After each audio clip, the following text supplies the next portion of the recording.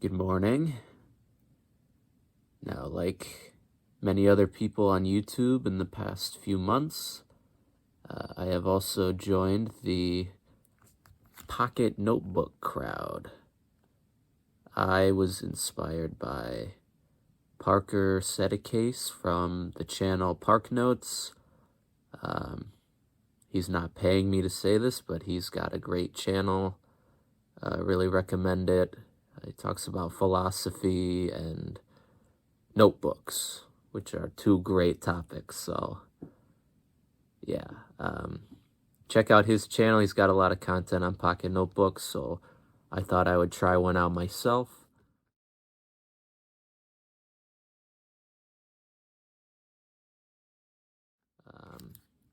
I bought these books, field books from Elam Publishing on Amazon.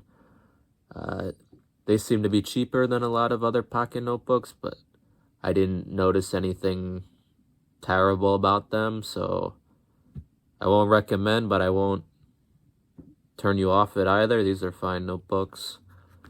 I use this as a catch-all, so I wrote down notes, thoughts, to-dos, to-do lists, documented at times, exercise and nutrition. I'm not somebody who constantly records that, but it was helpful for structure and organization. And I don't know how many pages this is, but it lasted me from January 2nd of this year to February 23rd. So a little over a month and a half.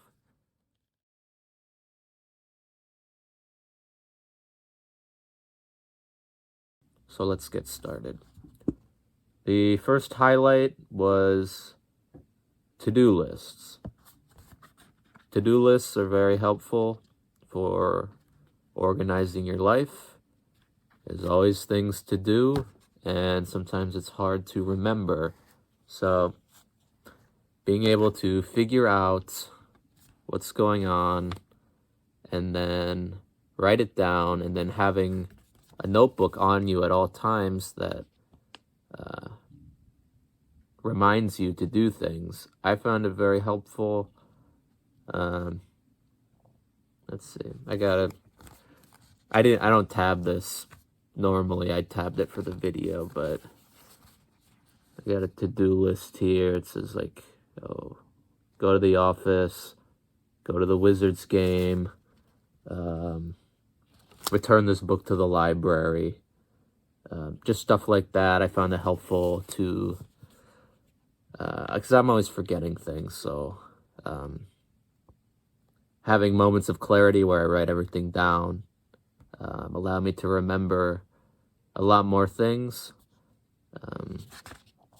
And then exercise and nutrition as well. I found that helpful. I often brought this to the gym, and I would write down my workouts. I have a separate exercise journal that I've been really bad about, but writing down my workouts, or like how far I ran, or any training classes that I went to, I documented that all there. It didn't have to be extensive like this, just like a little note. And then from there, when I finished this book, actually, I was able to go back through and transfer all my exercise to my other exercise journal. So that gave me a clear picture of my 2024 exercise habits, which was very useful. So I guess this all depends on how you use it. I know different people have different uses for it. Very helpful for documentation. Another point, I went on a trip recently, and I did not bring my main journal, which is a little bigger. So I wrote a few journal entries in here as well. I won't share them with you, but in a pinch, this does operate as a regular journal. It's fine. The pages are smaller. and you'll fill them up quicker, but there's nothing wrong with putting anything in here. And if you want to transfer it, to something else later, it's totally easy. So that's another plus. And the last thing I enjoyed about this pocket notebook is it created less of a dependency on technology. Don't need any online calendars or reminders to check my phone, or going into my phone to type in on the Notes app, because inevitably distraction will happen. So this kind of grounds you in the real world. It's pen to paper, always feels better than thumb to screen. Nobody likes thumb to screen.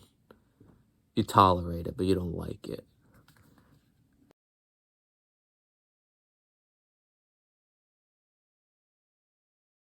Now I will talk about two of the limitations that I found from this. They're not major, but that would highlight the negative as well as the positive. So I didn't see any like magical improvement in my life from using this. Just because you write to-do lists doesn't mean that you will do them. You still have to make your own changes yourself. Organization and structure benefited, but this isn't some magic solution to all your problems. Not that maybe it was advertised as that, so it's not, but it is helpful.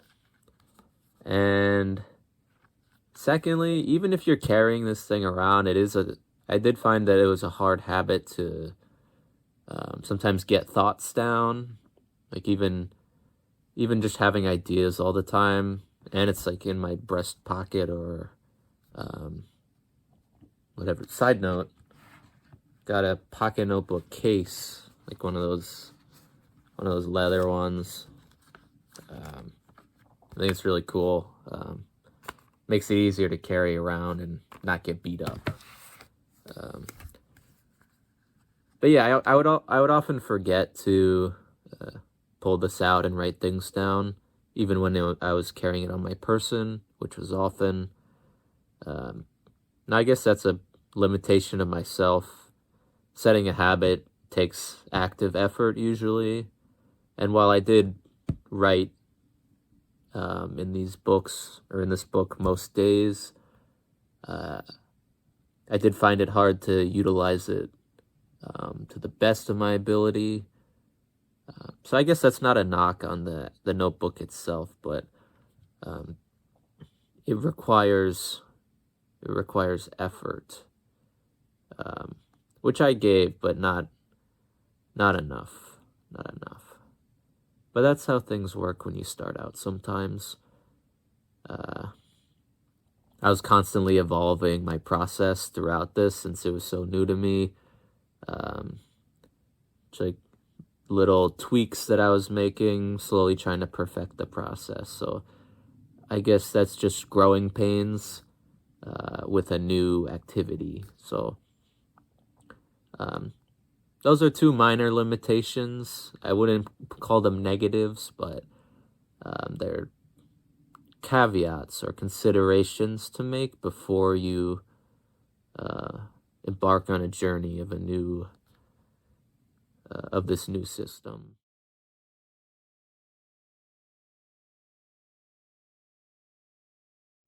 All in all, I recommend grabbing a pocket notebook, maybe trying it out for a month, writing down some to-do lists or notes. Make time for it, maybe at the beginning or end of your day, and then checking it a few times throughout the day just to refresh your memory, or just like figure out what you have to do later, or remembering what you did in the past.